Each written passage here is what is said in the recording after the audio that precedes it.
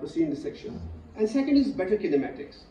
Let me explain it to you what is better kinematics. No dramas. Kinematics is your ability to convert your large range of movements into smaller movements.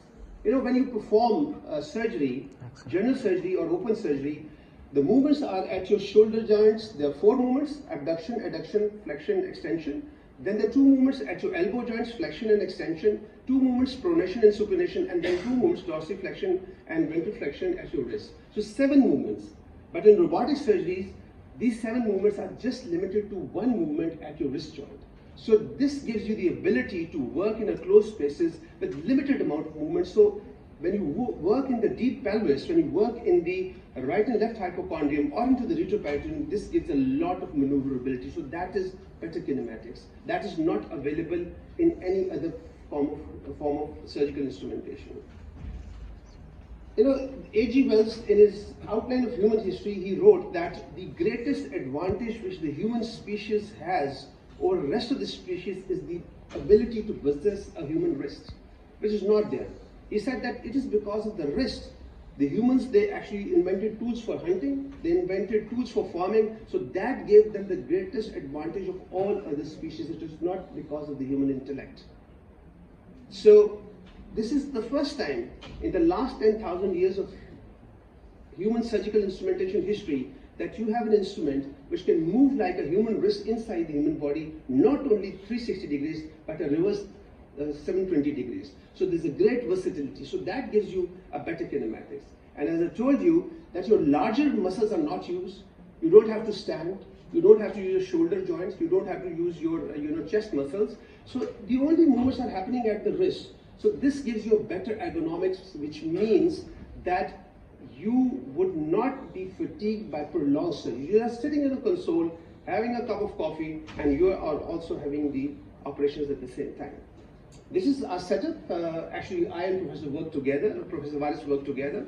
So this is our setup at the place where we work, and you can see that me and Professor Varis working together. I'm just going to present you a short video just to show you that how does actually this happen. This is a video of working on a colonic tumor and a rectal tumor deep in the pelvis. We actually downstaged this tumor earlier, and then we went for the robotic surgery. And you can see that when we go into this brief of and you can see that this is the area. You can hear me without the mic. So we are just picking up the rectum upwards, and this is the mesorectum. And you're working in the mesorectum, and you can see that the way these instruments, they work inside the human body, you can bend these instruments at any angle. You can reverse them, you can take them up, you can take them right, you can take them left. It just works like a human wrist. And through the precision dissection, you can very well imagine that you can see each and every nerve and each and every blood vessel. So you see that through this precision dissection, the blood loss is also greatly minimized. And it looks that as if you are operating in a cadaver, but actually you are not operating in a cadaver. This is a live operation which we are showing it to you.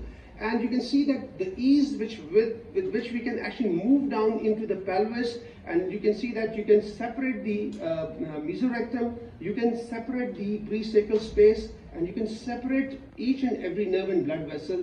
And with the ease, you can see the way it's just like, the brush of an artist, as if you're working. It's a great piece of, artwork, and we love these operations because the ease of the operation takes away all the stress from you.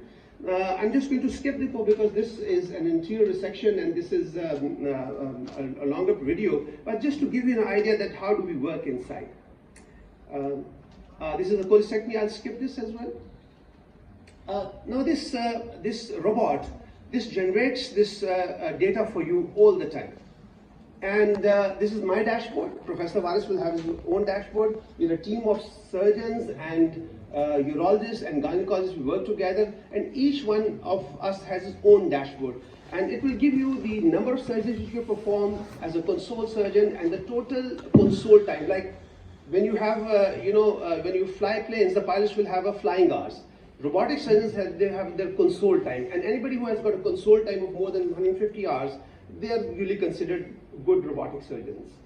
And this will generate the whole dashboard for you, and each and everything is recorded, and each one of this bar would represent a page like this. We just have to put in the data, the name and the demographic of the patient. The rest of everything is actually recorded by the computer. The video is there, and you can, on the top you can see that the instruments which we have been using, the bipolar parties, the unipolar, the graspers, the duration with which the instruments have been used, the area where we have stopped using those instruments, the total actually, the time duration of the instruments, have been using the life of the instruments. And this is a very interesting chart which you can see lower down.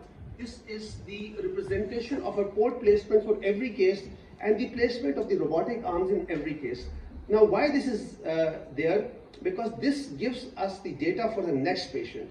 Now, if I have a next surgery, I would just put in the demography of that patient, the height, weight, and the waist circumference, and it will give me this data. It will teach me that what would be my ideal port placement and where would be my robotic arms, the camera and the other working arms would be placed. So this keeps on helping you out, keeps on actually increasing your capability to operate patients in a very, very safe way. And at the same time, this keeps on recording these charts. This is not done by us. The robot makes these charts for you, and each dot actually represents this. This is the last 3 months data. This represents the actual surgery time, the console time, and the active console time. Because sometimes when we are sitting on the console, we are not actively working, but this actually records the exact console time, just 2 more minutes. And this is the 6 months data. And what does this data represent? Each thing is represented by a bar which actually records our hand movements. What are the movements which we do, and what is the advantage of these hand movements?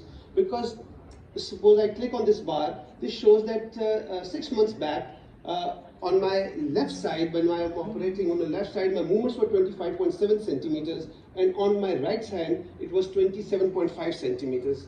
The ideal is 20, not more than 20 centimeters on each side. So you can actually see that if I click a bar on my last 10 November data, which was, you can see that the left hand is reduced, movements are reduced, but I've significantly improved on my right hand.